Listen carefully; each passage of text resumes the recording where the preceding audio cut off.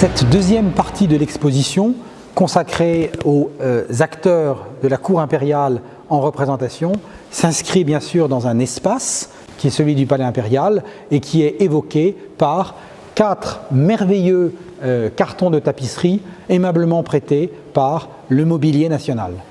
Les thèmes sont bien sûr l'Europe et l'Amérique, l'Asie et l'Afrique, et ce carton titré Europe est construit comme les autres, c'est-à-dire une figure axiale reposant sur un piédestal, cantonné de 2 animaux emblématiques, de part et d'autre de cornes d'abondance et d'attributs signifiants. Cette figure est titrée Europe. Quand on regarde dans le détail, on voit bien un long manteau impérial fourré d'hermine, ça pourrait être celui de feu le Saint-Empire romain de nation germanique. Quand on voit les aigles hérissés à l'arrière, ça renvoie bien sûr à la France. Quand on voit cette figure de victoire posée sur un globe terrestre, cela renvoie bien sûr à la colonne de la Grande Armée et à la statue de Napoléon en impérator tenant une figure de victoire. Quand on voit les drapeaux tricolores, il n'y a plus aucune ambiguïté. C'est l'emblème de la République, 3 couleurs repris par l'Empire, mais le coq français est remplacé par une aigle d'inspiration romaine. Et puis, on a aussi des animaux qui, lui aussi, démarqués du chanfrein d'un des 4 chevaux de Venise. On voit ici un étrier, et cet étrier est orné de palmes de victoire. C'est l'empereur qui s'apprête à partir en campagne. Ici, un bœuf gras, au pied de lui des épis et la faucille pour les moissonner. C'est bien sûr l'agriculture. La même idée, domi bellique, à la guerre comme à la paix. Enfin, quand on voit ces attributs, c'est-à-dire le fût d'un canon et un sabre, ça renvoie bien sûr à la supériorité technologique des Européens, et la figure de proue stylisée, un peu à l'antique et même à l'égyptienne, ça renvoie aussi au fait que c'est l'Europe qui a découvert les autres continents. De manière symptomatique, cette figure de l'Europe, comprendre l'hégémonie française en Europe, est entièrement vêtue, tandis que, par une graduation délibérée, la figure de l'Asie est dénudée d'un sein et celle de l'Amérique et de l'Afrique offre une poitrine totalement visible. Tout cela est bien sûr délibéré et correspond à des codes culturels.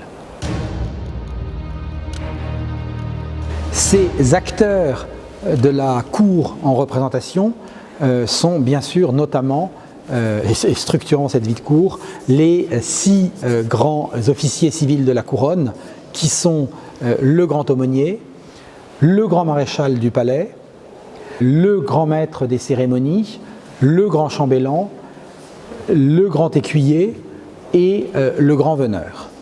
Évidemment, leurs ressorts et leurs services sont différents.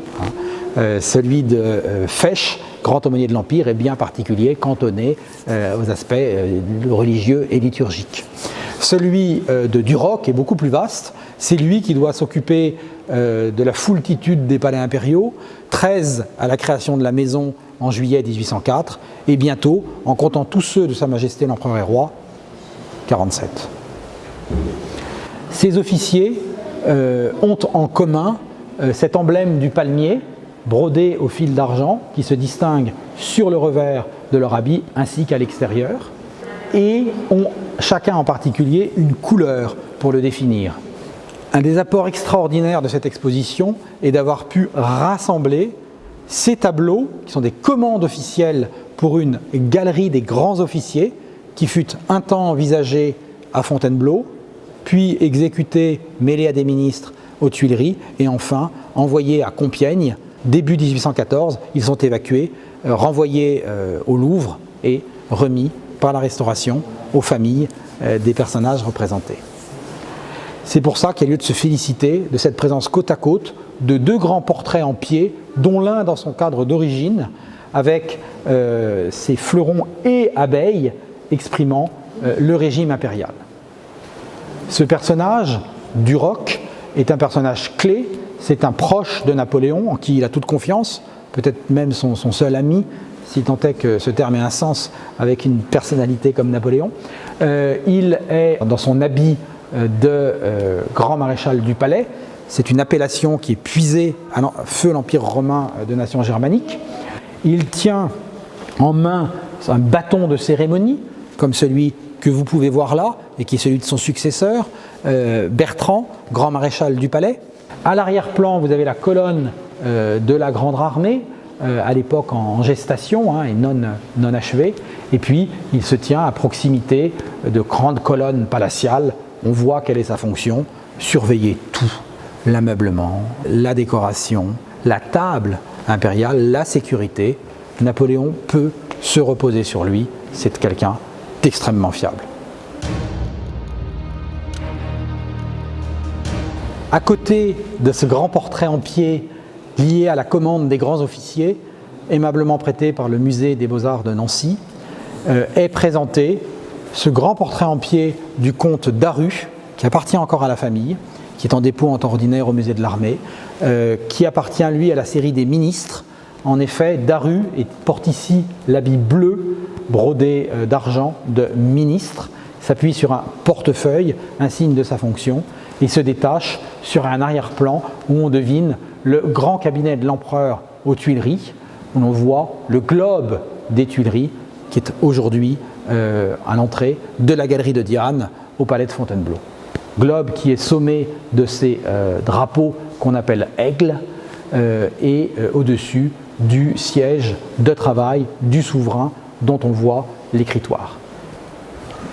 Cet homme est là, il nous montre par l'échancrure derrière qu'il a accès au grand cabinet de l'empereur. Et on voit bien ce que c'est que cette cour avec ce réseau de filtres successifs qui vise à isoler le souverain pour lui permettre de travailler, de réfléchir, de prendre des décisions, l'information arrivant jusqu'à lui, mais les personnes, selon leur rang et qualité, étant évidemment bloquées plus ou moins près. Daru est ici à cette exposition sur la maison de l'empereur parce qu'il a été fort longtemps intendant général de la maison de l'empereur, charge écrasante, qu'il a menée de front avec celle d'intendant général de la Grande Armée, avant que d'être nommé ministre par Napoléon. Autre rouage essentiel, c'est non-père de Champagny, titré duc de Cadore, qui, après avoir été ministre de l'Intérieur, puis ministre des Relations extérieures, est nommé un temps intendant général de la maison de l'empereur. C'est une acquisition récente de Fontainebleau, dans le but du redéploiement futur d'un grand musée Napoléon Ier, mais qui évidemment est aisément mobilisable dans cette exposition, vu sa fonction. C'est une statue à l'antique, les yeux sont blancs, il est vêtu d'une sorte de toge, mais la touche contemporaine est donnée par ce grand cordon de la Légion d'honneur, dont l'effet moiré est subtilement évoqué par le sculpteur Giacomo Spalla. Ce qui nous a intéressé aussi dans cette œuvre, c'est que justement, c'est un personnage officiel de l'Empire français, né du ciseau d'un artiste piémontais, Spalla, enrôlé au service du pouvoir français. Je rappelle que le Piémont est une composante de l'Empire français et que Turin est la préfecture du département alors français du Pô. Du reste, le préfet de la Loire qui recommande Spalla à un Français dit « c'est Girardon que je recommande à Colbert ». Pour évoquer ces acteurs de cour en représentation, rien de tel que des habits. Ici, un habit de chambellan de la maison de l'empereur, là, un habit de préfet du palais, qui sont tous deux des acquisitions récentes du musée Napoléon Ier au château de Fontainebleau. Pour cette étape-ci, ont pu être rapprochés deux attributs qui sont l'habit de chambellan de velours rouge richement brodé de fils d'argent, et on voit la palme, le palmier qui s'épanouit. À la largeur de la broderie, on voit qu'il ne s'agit pas d'un petit officier, mais peut-être du premier chambellan, le comte de Rémusat, Hélas, le marché de l'art a coupé l'histoire de la pièce. Quoi qu'il en soit, a été rapproché de l'encoche destinée à recevoir une clé, a été rapprochée justement cette clé, garnie de son tissu vert galonné d'or, et on voit le contraste chromatique que cela forme. Ces chambellans, à la naissance de l'Empire, sont au nombre de 12. Ils seront, à la chute de l'Empire, 117, chambellans de l'empereur et de l'impératrice étant confondus. Et leur rôle, ce qu'exprime la clé, est de contrôler les accès à la personne du souverain. C'est une fonction honorifique, recherchée, faussement dédaignée par la noblesse d'Ancien Régime, qui envoie plutôt les cadets revêtir l'habit rouge, mais c'est une fonction lucrative et qui permet d'être proche du souverain. À l'intérieur du palais. À l'extérieur, ce sont les écuyers à franc étrier qui sont auprès de la berline que prend Napoléon. Alors, autre acquisition récente de Fontainebleau, cet habit de préfet du palais, en drap et non pas en velours, mais très richement brodé de ce palmier propre à la maison de l'empereur. Et l'on voit que c'est un habit à la française, c'est-à-dire largement échancré, avec 3 boutonnières, mais bien plus de boutons. En avant de cet habit de préfet du palais, eh bien, le bâton de cérémonie de son chef, qui est le grand maréchal du palais, d'abord du Roc, tué en 1813, puis, après un temps d'hésitation de Napoléon, Bertrand qui, fidèlement, accompagne en 1814 Napoléon à l'île d'Elbe, puis en 1815, vers une destination inconnue, ce sera Sainte-Hélène. Cette petite esquisse, très aimablement offerte par Colette Duglé, par l'intermédiaire de Robert Gravreau, en 2018, cette petite esquisse campe la vie de cour au Palais Pitti, devenu palais impérial français. Élisa Napoléon, c'est ainsi qu'on l'appelle, représente l'empereur. Elle a reçu cette dignité de grande duchesse de Toscane, c'est une dignité de l'Empire et non pas une principauté souveraine, et à ce titre-là, elle est chez l'empereur dans ce palais Pitti. L'empereur figure en sculpture, ce grand buste plane sur la composition. Élisa a auprès d'elle sa fille et remet, en présence de Canova, le grand modèle néoclassique convoqué, une médaille récompensant le talent d'un jeune artiste, Gaspero Martellini, qui a immortalisé la scène qui le met en valeur. Et que voit-on? Des dames du palais, des officiels, d'autres artistes bien sûr qui vont recevoir leur récompense, mais aussi des pages portant cet habit vert galonné d'or et ayant sur l'épaule une aiguillette d'un vert plus tendre, ainsi que des culottes rouges. Ces petits pages montrent bien que, au palais Pitti, on est dans un palais impérial relevant de la maison de l'empereur. Une des découvertes de cette exposition, et cette découverte est due au talent conjugué de Charles-Éloi Vial, un jeune historien très prometteur, et de Sylvain Cordier, le commissaire général qui travaille à Montréal, est ce tableau, ce grand tableau de famille qui a figuré au salon de 1806, salon des artistes vivants tenu au Louvre. Et ce portrait collectif représente la famille de Marescot. Le général de Marescot est grand officier militaire de la couronne, il est inspecteur général des fortifications, ça n'est pas rien bien sûr, il est placé sous l'égide de Vauban, le grand poliorcète du règne de Louis XIV. Précisons que Bonaparte, artilleur, connaît fort bien la fortification, donc c'est quelqu'un en qui il peut avoir toute confiance. La composition évoque aussi la fortification, vous voyez la façon dont la ligne vient ici, s'interrompt comme cela et reprend comme ceci, ça évoque un bastion.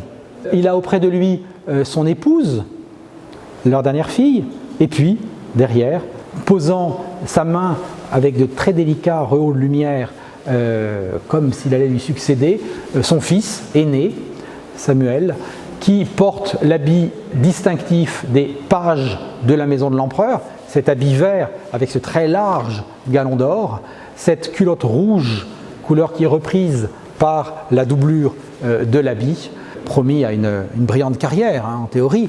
On est page de 14 à 18 ans, puis on est versé comme sous-lieutenant dans l'armée régulière.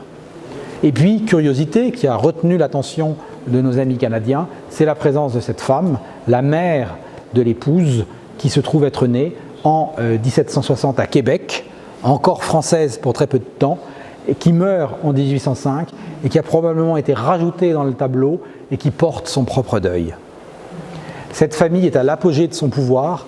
Nul ne peut, en 1806, prédire que cet inspecteur général des fortifications, son épouse dame du palais, et on voit bien qu'une même famille peut occuper à plusieurs titres des fonctions dans la maison de l'empereur, y compris le fils, qui est page, qui eût pu prédire en 1806 que 2 ans après, en 1808, le général de Marescot, parti inspecter des fortifications de Cadiz dans le sud de l'Espagne, serait mêlé à la capitulation de Bailén, à laquelle il n'a rien à voir, mais il prête sa signature à cet acte, étant le plus haut gradé. Colère de l'empereur qui le fait arrêter, qui veut le faire juger. L'épouse est congédiée de sa charge de dame du palais. Quant au fils, ma foi, il est en âge d'aller servir comme sous-lieutenant, et bien qu'il y aille servir l'empereur, fût-ce au prix de son sang. Il meurt en 1813 dans la campagne de Saxe. Ce tableau, qui est resté dans un château de la vallée de la Loire depuis 1843, ne l'avait pas quitté jusqu'en 2018. La famille, d'abord réticente, s'est laissée convaincre. C'est d'autant plus que les frais de restauration ont été assumés par les emprunteurs et la famille viendra au mois de juin visiter en règle cette exposition où leur aïeul tient noblement sa part.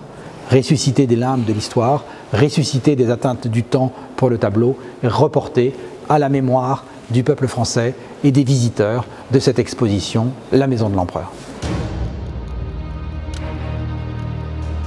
Cette seconde partie de l'exposition, acteur de la cour impériale en représentation, campe le lieu en évoquant la galerie de Diane et ses projets de carton destinés à être traduits en tapisserie.